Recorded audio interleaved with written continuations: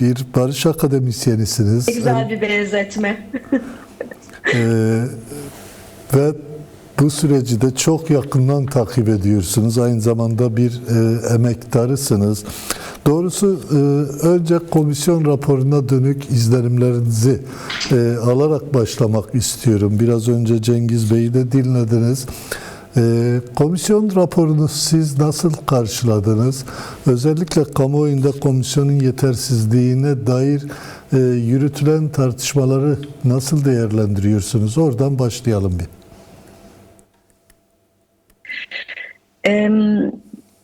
Biraz önceki konuşma, Cengiz Çiçek'in verdiği bilgiler çok kıymetli. Hani orada olunca elbette çok daha farklı bir takım bilgilerle donanmış oluyorsunuz. O tartışmaların, o mücadelenin içinden geliyorsunuz. Büyük ihtimalle bu yüzden çok da ciddi bir yani o mücadelenin nasıl yürüdüğünü de anlatmak istediklerine inanıyorum. Bu oldukça önemli. Fakat benim baktığım yerden aslında ben eleştirilere daha yakınım. Çünkü hani bugün o 6 ve 7. maddelere özellikle biraz önceki konuşmadan da yola çıkarak hani ilk 5 madde üzerine hiç konuşmayalım bile gerçekten. Yani hani 1990'lardan bile daha geride bir yerde gibi gözüküyor o ilk 5 madde. Ki şeyi bu 2013-2014 dönemindeki hani süreçte başladığımız noktada da değiliz açıkçası. Hani bu yüzden onları hiç konuşmayalım bile ama 6 ve 7. maddelere baktığımızda yani zaten Türkiye'de hukukun olabildiği kadar iktidarın kendini iktidarda tutma aracına döndüğü bir dönemde Anayasa Mahkemesi'nin kararlarının yerel mahkemelerce tanınmadığı bir süreçte ve aynı zamanda Türkiye'nin bağlı bulunduğu uluslararası anlaşmalara zaten uymadığı bir süreçte biz bunları tartışıyoruz. Ve benim görebildiğim kadarıyla 5. 6. ve 7. maddeler aslında bu kurallara uyulması ve adaletin daha objektif hukuk kurallarına uygun işlemesi ile ilgili maddeler. Yani devletin zaten yapması gereken, iktidarın zaten uyması gereken maddeler. Şu açıdan iktidar bunu yapması gerektiğini bir kez daha beyan etmiş oluyor bu mücadele karşısında. Ben burada bunu biraz anlıyorum açıkçası. İkinci mevzuyu da şuradan anlıyorum. Sanıyorum böyle anlamak da daha tartışma zeminini de açacaktır. Hukukun yani şu anda Türkiye'deki hukuk sistemi içerisinde suçun ne olduğu, cezanın ne olduğu, suçlu tırnak içinde ne olduğu veya demokratikleşmenin sınırının ne olduğuna dair çok ciddi kavram belirsizlikleri var. Çünkü bir kişi için suç olan bir şey, bir faal, bir fiil, bir başka kişi için suç değil. Ve burada suç olup olmadığını belirleyen tek şey bu kişinin iktidarla yakınlığı ya da uzaklığı. Çok yani adli suçlardan da bahsedebiliriz bunun için. Veya ifade özgürlüğü gibi bir demokratikleşme süreci içinden okunabilecek suçlardan da tırnak içinde bahsedebiliriz. Şimdi dolayısıyla neyin suç olduğu, neyin olmadığı bile bu kadar belirsiz bir durumdayken, bu kadar hukukun işlememesinin failleri olan insanlar iktidar tarafından ödüllendirilerek bakan seviyesine getiriliyor iken yani bu maddelerin gerçekten çıkartılmış olması büyük başarı. Fakat gerçekliğinin görmemiz gerekecek. Yani önümüzdeki süreci görmemiz gerekecek. Açıkçası ben bundan sonraki süreçte de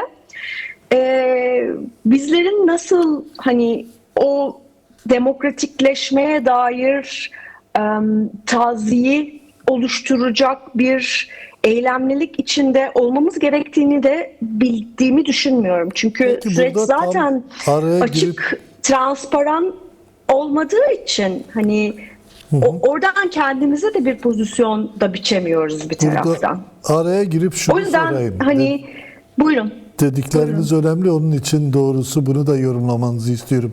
Şimdi bir taraftan 6 ve 7. başlıklara dikkat çektiniz ve bir biçimiyle sürecin demokratikleşmesine, önümüzdeki dönemin demokratikleşmesine nokta sağlayacak bağlamların varlığına vurgu yaptınız. Önemli dediniz. Yani bu bir anlamda iktidara demokratik hukuk düzenine geç demektir ki bu iktidar bu hukuk düzenini alaşağı eden bir iktidar. Diğer taraftan da bir Kürt meselesi var.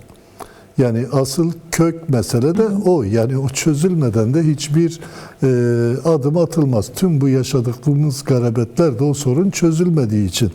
Burada Kürt tarafı kalıcı bir çözüm için mücadele ediyor. Yani bir daha geçmişe dönmemek, ama iktidar da ısrar ve inatla bir tasfiye beklentisi içerisinde tasfiyeyi yaşama geçirmek ve belki de sonrasında kendi iktidarını daha da kalıcılaştırmak için çaba gösterecek. Bu toplumda yükselen güvensizliğin de temel gerekçelerinden biri ve sizin de biraz önce dediğiniz eleştirel bakış açısında belki de tamamlayan etkenlerden biri.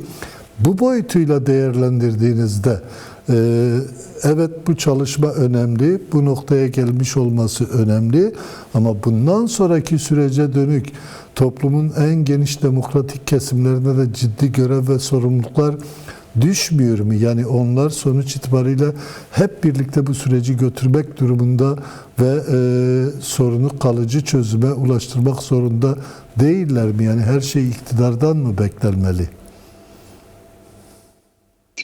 Şimdi zaten hukuksuzluk bağlamını oluşturan iktidar. Hukukun işletilmesi için oluşan maddeler, özellikle 6. ve 7. maddelerde hem yerel yönetimlerde hem de demokratikleşme adımlarıyla ilgili çözüm önerileri oluşturulmuş gibi gözüküyor. Ama bunun muhatabı gene iktidar açıkçası. Yani mesela şöyle, şimdi ben maddeleri şöyle bir göz attım açıkçası, çok derinlikli okuyacak vaktim olmadı ama maddelere şöyle bir baktığımda yani iktidarın zaten uyması gereken, hukuk sisteminin, yargı organlarının uyması gereken kararlardan zaten bahsediliyor. Yani biz niye bugün kayyum diye bir uygulamayı yeniden konuşmak zorundayız? Çünkü suç ile özgürlükler yer değiştirmiş olduğu için bunu yapıyoruz. Yani suç kavramı özgürlüklerin alanını daraltmak için bilerek geliştirilmiş ve genişletilmiş, ölçeklendirilmiş durumda. İktidarın karşısına ne gelirse gelsin, eğer iktidarın davranışlarını sorguluyorsa buna zaten suç diyor. Yani bırakın ki özgürlüklerden bahsedelim, bırakın ki demokrasiden bahsedelim. Bugün Kürt ve Türk halklarının eşitliği konusunda herhangi bir cümle edebilmek bir suç kapsamına girebilir. Ama aynı zamanda umut hakkından bahsetmek, eğer bunu Bahçeli yapıyorsa, suç kapsamına girmez. Bu kadar net bir artık ayrım söz konusu Türkiye'de. Bütün yani politik hattı ortadan kaldırılacak. Politika yapma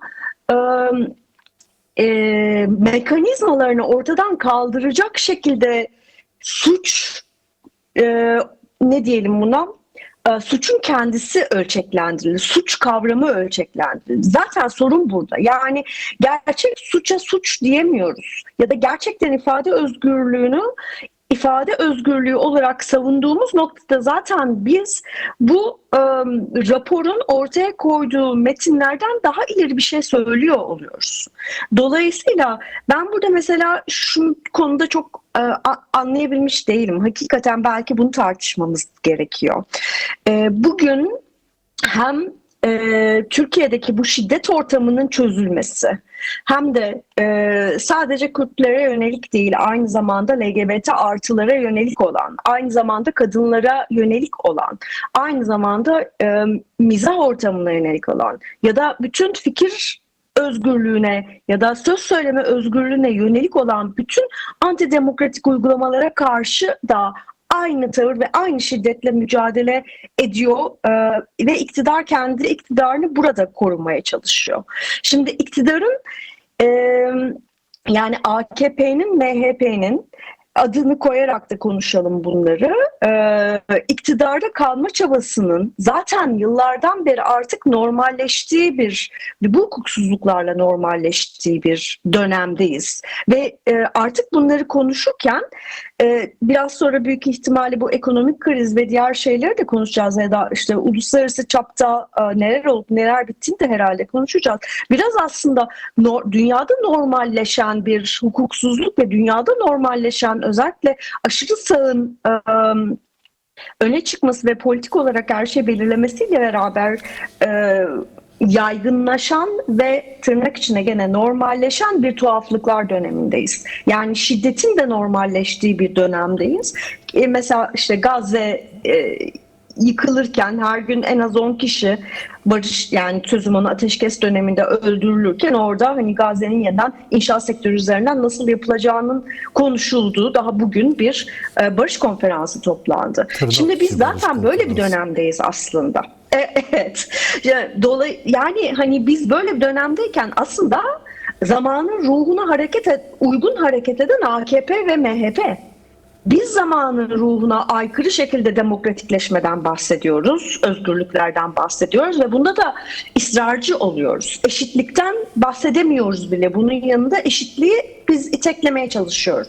Mesela bu raporda da şu anda ne özgürlük var, ne demokrasi var ama tek benim açımdan kazanımı şu, AKP kendi ağzıyla evet demokratikleşme ve hukuka uyma konusunda bir taahhütte bulunmuş durumda. Bu yüzden hani rapordan çıkan sonuç bizim zaten yapmaya devam ettiğimiz şeyleri yani rapor olsun ya da olmasın bizim zaten yaptığımız şeyleri yapmaya devam etmemizi bize zaten söylüyor. Yani biz barışı savunacağız. Kürt ve Türk halklarının eşitliğini, ortaklığını savunacağız.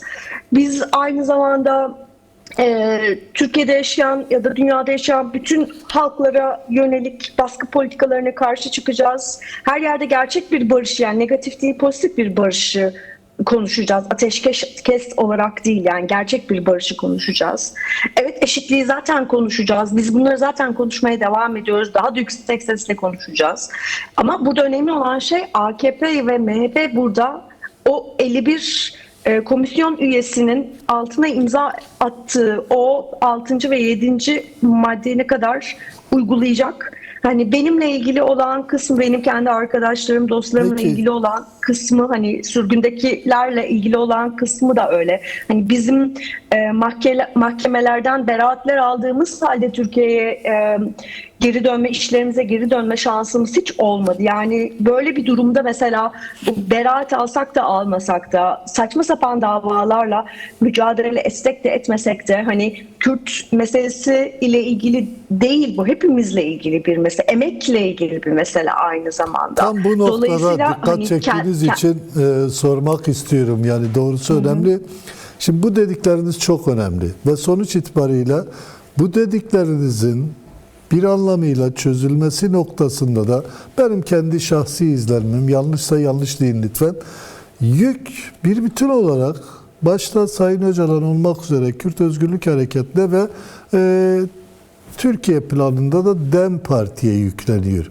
Yani işte komisyonda da ne yazık ki gördük. İşte iki parti üyesi hayır oyu verdi. Yine bir faili meçhul cinayete kurban giden Tahir Elçi'nin eşi çekimser oy kullandı. Yani deyim yerindeyse orada evet vermeyi de suçluluk gibi değerlendiren yine Dost Mahallesi'nden eleştiriler geldi. Şimdi bunca sorunu çözmek, demokratikleşmeyi sağlamak, hukuku, eşitliği sağlamak bütünlüklü bir çabayı da gerektirmiyor mu? Yani sonuç itibariyle bu mücadele birlikte verilmediğinde AKP'nin de MHP'nin de bu bozuk düzeni sürdürmek isteyenlerin elleri de güçlenmeyecek mi? Bu boyutuyla baktığımızda siz tabloyu nasıl değerlendiriyorsunuz? TİP ve MHP'nin red oyu vermesi ve Tahir Elçin, Türkan Elçin'in çekimser olması bence son derece anlaşılır. Yani birileri hayır diyecek, beğenmedik diyecek, birileri de şerh vererek yani. Ben onların hayır demelerini eleştirmedim ya da çekimser kalmalarını değil, ama yükü bir bütün olarak Kürtlere ya da DEM Parti'ye bırakmalarının anlaşılır olmadığını söyledim. Sadece meclis komisyonundakiler açısından değil, genel anlamda böyle bir tablo var diye. Farklı oldu ama beni duyuyor musunuz? Bir kesildi gitti geldi, arada beni duydunuz mu? Duymadım. Peki o zaman ben tekrar aslında söyleyeyim. Yani sadece meclis komisyonundaki partilerin red ya da çekimser vermeleri milletvekillerinin bağlamında değil. Bir bütün olarak sorunu Kürt hareketine, DEM Parti'ye yüklemek de aynı zamanda bu mücadelede eli zayıflatan bir etken değil mi diye sordum. Zaten bence mevzunun iki tane tarafı varmış gibi davranmakta çok ciddi bir problem var. Yani hani evet, bu müzakerelerde önemli aktörler, yani hani sonuçta karar verici ve pazarlık yapan aktörler aynı zamanda, ama bu bir demokratikleşme meselesi hakikaten. Yani barış dediğimiz şey demokratikleşmeden bağımsız olamaz. Aynı zamanda evet, iktidar tasfiye beklentisinde olduğuna katılıyorum ben de. Yani DEM Parti'nin de elinden geleni yaptığına, dostlarımızın, yoldaşlarımızın o mücadeleyi haklarıyla verdiğine de katılıyorum. Fakat bir taraftan da hani mücadelenin diğer öznelerinin de başka açılardan mücadeleyi sahiplenmediğini düşünmüyorum açıkçası. Mesela bence CHP de mücadeleyi sahiplenmiş durumda. Yani sadece komisyon üzerinden değil, hani özellikle Özgür Bey'in konuşmalarının önemli bir kısmında bunlar var. Hani bunu da görmek lazım ve onların da aynı zamanda hem kayyum hem de bu özellikle son 2 senedir yaşadıkları süreç içerisinde hem kayyumla doğrudan yüzleşmiş olmaları hem de bu demokratikleşme sorunlarıyla doğrudan yüzleşmiş olmaları onları da sürecin bir parçası haline ister istemez getirdi. Ama burada şöyle bir sorun var. Zaten bu kadar milliyetçileşmiş, sağcılaşmış, muhafazakarlaşmış bir toplumsal hat var ve bütün bu çatışmaları, çelişkileri giderek yükselten iktidar var bizim önümüzde ve giderek de bu özellikle medya ayağı üzerinden, yalan haberler üzerinden kimi zaman göçmen düşmanlığıyla, kimi zaman bu ırkçılık üzerinden çok ciddi bir çatışma zemini de var toplumda ve hani giderek daha da krize boğulan, gündelik hayatını geçiremez olan ve sokaklarda şiddetten birebir mağdur olan, yani adli şiddetten birebir mağdur olan umutsuz bir insan kitlesi var aslında ortada. Dolayısıyla şimdi bu insanların bütün o öfkesini kullanan bir iktidar var, yani duygu politikası yapıyor bu anlamda. O öfkeyi kendine yönelmemesi için başka her yere çevirip başka düşmanlar üreten bir iktidar ve böyle bir düzen içerisinden biz şu anda demokratikleşmeyi, bu müzakereleri, barış masasını konuşuyoruz. O yüzden adına barış bile diyemediler, yani tepki çekecekti. Çünkü o bütün o öfkenin kendisine yönelmesi gibi bir risk var ortada. İktidar açısından böyle bir risk var. Bugün umut hakkından bahsetmek bile son derece radikal ve bunu yapmakla görevlenmiş insan Bahçeli. Halbuki umut hakkının bütün, sadece Sayın Öcalan için değil, aynı zamanda bütün diğer tutsaklar için de konuşulduğu, en baştan itibaren konuşulması gerekiyordu. Yani bu bir insan hakkı olarak bunu konuşulması gerekiyordu. Evet. Ernst Bloch'un lafı aslında, biliyorsunuz, umut hakkı. Ve umut hakkı da raporda dolaylı olarak yer alıyor sadece zaten. Raporda da sadece dolaylı bir yer verme var. Korkakça, cesaretsiz bir yer verme. Ama zaten hani raporun 5'te 2'sinde sadece müzakerelerde geçen tartışmalar var diye anlıyoruz. bir önceki konuşmalardan zaten. Yani hani o yüzden yani raporun başarılı bulunmaması, raporun ne kadar gerçekçi olup olmaması veya raporun ne vaat edip etmediği üzerine ki tartışmalar bana biraz afaki geliyor. Sadece orada gerçekten mücadele eden yoldaşlarımızı görmek, duymak ve onların seslerine ses katmamız gerektiğini düşünüyorum ben. Ama bunun dışında yani raporun kendisi üzerinden neyi nasıl değerlendireceğimiz konusunda benim çok fikrim yok açıkçası. Hala Çünkü ciddi hani kaygılar var zaten. duyduğum kadarıyla zaten hani Cengiz Çiçek'in de zaten söylediği böyleydi yani.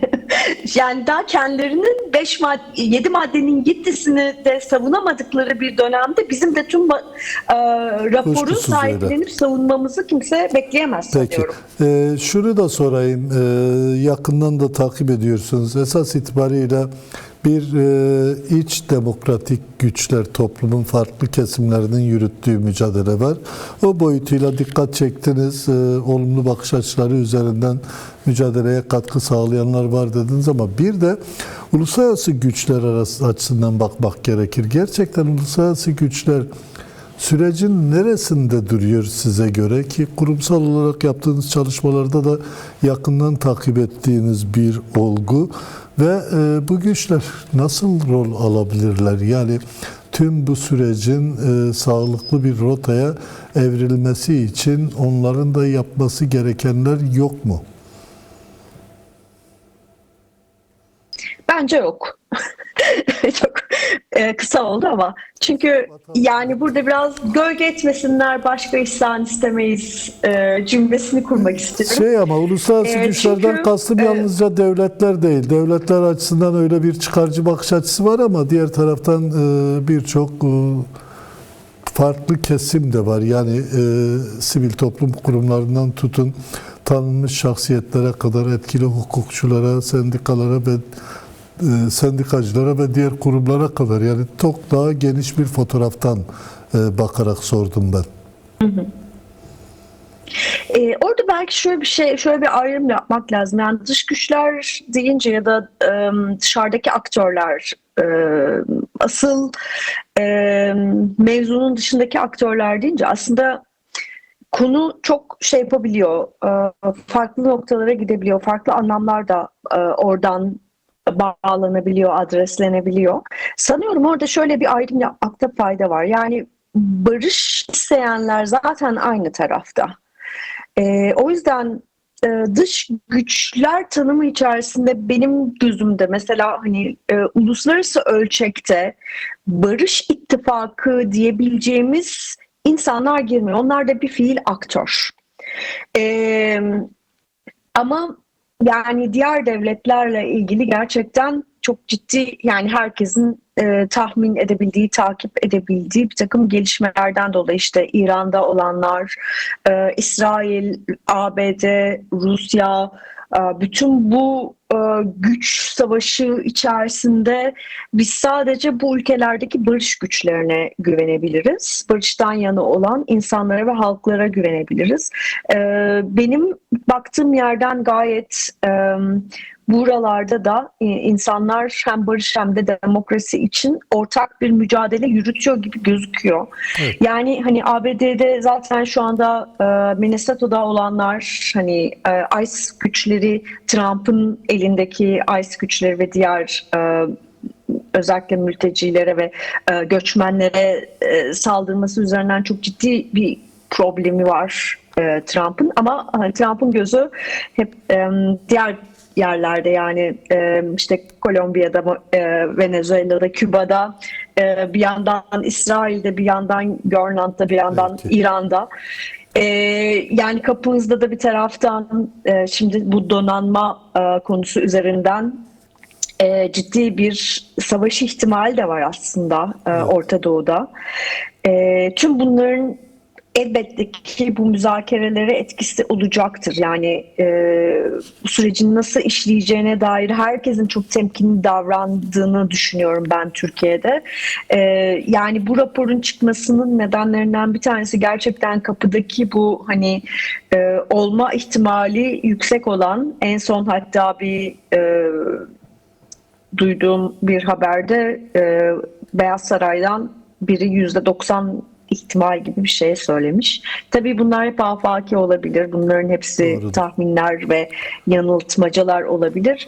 Fakat böyle bir durumda elbette çok daha güçlü bir şekilde biz barışı savunmak ve barış sözünü yükseltmek zorunda olacağız. O zaman gene bizim ittifak içinde olduğumuz küresel güçler olacak. Yani küresel intifa güçleri olacak, intifada güçleri olacak. Gene küresel barış savunan diğer insanlar olacak, sendikalar olacak. O işte gemileri limanlardan hareket ettirmeyen liman işçileri olacak gene. Dolayısıyla hani bu güçler her zaman bir tarafta duruyorlar ve gerektiği zaman da hareket ediyorlar. Hani ben bu konuda biraz umutluyum açıkçası. Peki. Sanıyorum bakmamız gereken yerlerde bunlar bizim daha çok. Peki. Nevra Akdemir, akademisyen. Çok teşekkürler. Zaman ayırdınız. Yayınımıza katıldınız. Sağ olun. Teşekkür ederim.